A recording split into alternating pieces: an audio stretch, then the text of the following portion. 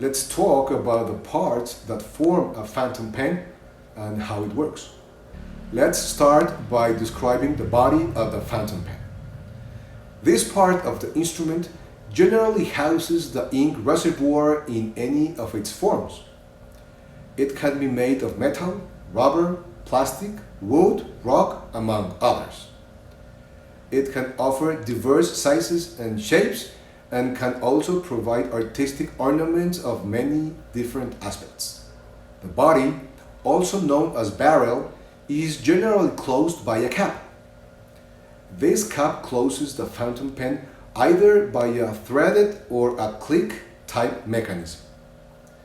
There is a great debate about which is the best closing mechanism for this type of instruments. In my humble opinion, the screw closure mechanism is superior as it guarantees a better seal when closing the phantom pen.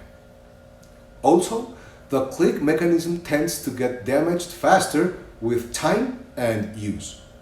It is also true that when a click closure mechanism requires certain force to be applied, the pressure made can eject small drops of ink that remain lodged inside the cap, generating undesirable effects over time.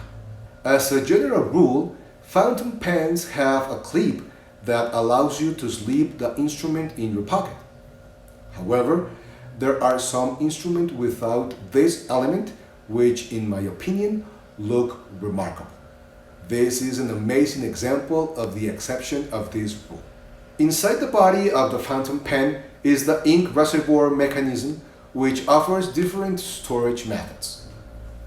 The most popular are cartridges, converters, or piston mechanisms, but there are also eyedroppers, capillarity systems, plastic pumps, among others. We will film an entire episode in the near future to describe the different types of reservoir mechanisms. The ink reservoir is in close contact with the writing unit of the fountain pen. This structure is made up of the feeder and the nib. The feeder transports ink from the reservoir to the nib. At present, feeders are usually made of plastic and may or may not have a multi-channel conformation leading to a central channel which delivers ink to the nib. Nibs, on the other hand, are the metal part touching the paper. They are made of a solid body that splits into two tines, which ends in the tip, responsible of delivering ink onto the paper. This tip varies in shape and width according to the line desired by the scribe. Some nibs have a breather hole just at the point where the body splits into the tines. This hole is responsible to allow air into the system, which helps the movement of the ink through the writing unit. Finally, when you hold the pen to write, you do so through a piece called the grip segment, which houses the integration between the reservoir and the writing unit. This little piece is of paramount importance, not only in supporting this union, but also in determining how comfortable you hold the pen in your hand. Now that we know the different parts of a fountain pen, let's explain how the ink moves from the reservoir to the paper. When I started with this exciting hobby, I wondered with great interest how the ink was transported between the reservoir and the paper. Now, after 15 years immersed in this subject, I am still amazed about the physical and chemical properties that allow this beautiful phenomenon. This magic is called capillarity.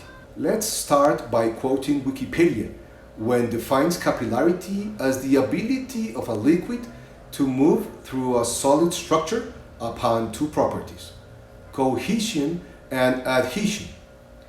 These properties determine the relation between the molecules of the fluid and the molecules of a solid structure that comes into contact with the liquid. Easy, right? Let's ground the concept as follows. There are attractive and repulsive forces between molecules in the universe called intermolecular forces. In this particular case, we are interested only in two of these intermolecular forces, adhesion and cohesion. Cohesion is the attraction of liquid molecules towards each other. Adhesion, on the other hand, is the attraction between the molecules of a fluid and the molecules of a solid structure that touches it. Depending on the type of liquid and the solid, the result of adhesion and cohesion forces generate movement of the liquid through the solid structure. Better? Take, for example, a flower, which uses capillarity to transport water from the roots to the foliage. Unlike us, mammals, who pump fluids through the circulatory system with the propelling force of the heart, the flower does not possess this mechanism and requires capillarity.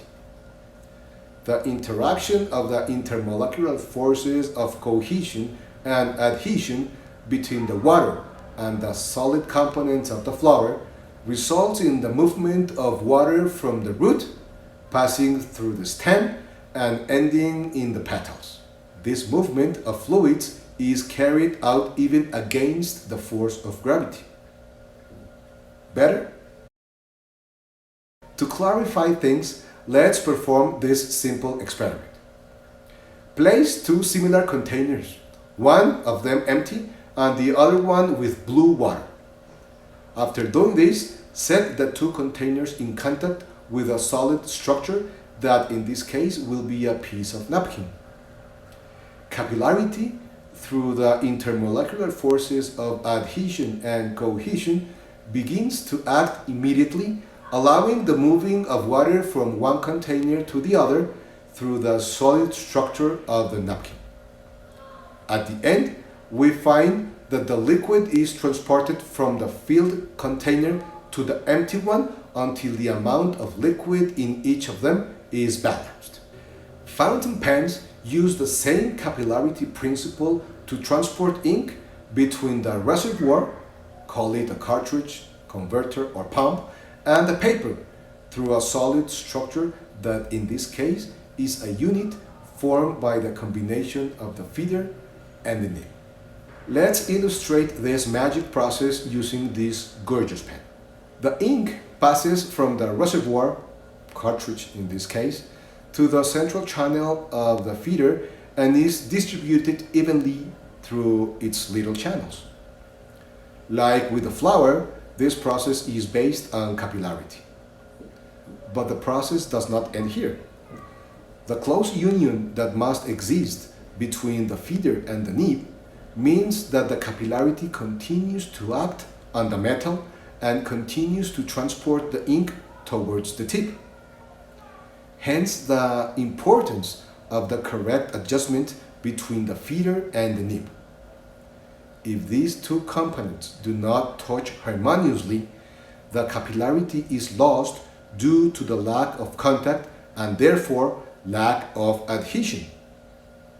Many writing problems are solved by correcting the proper contact of these two pieces.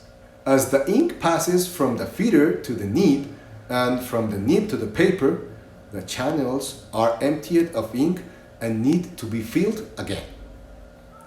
To do this, they keep using capillarity and absorb ink towards them from the central channel, and this in turn absorbs more ink from the reservoir, which in this case is the cartridge.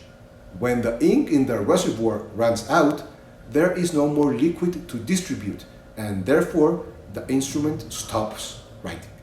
And this is how we end up this chapter, full of surprising information about the different writing instruments, some history about them, and detailed information about the conformation of fountain pens.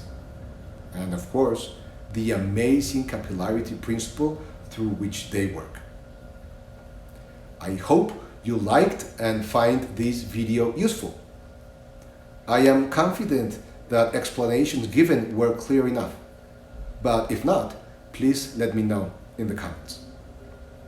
I am also sure the capillarity phenomenon surprised you as it did with me years ago. Your comments and questions are always welcome. Please share and like this video and consider subscribing to the channel. In our next episode, we will be unboxing a real treasure. Don't miss it. I am sure you will love the writing instrument. Until then, Santiago Solano for the Fountain Pen Corner. Bye.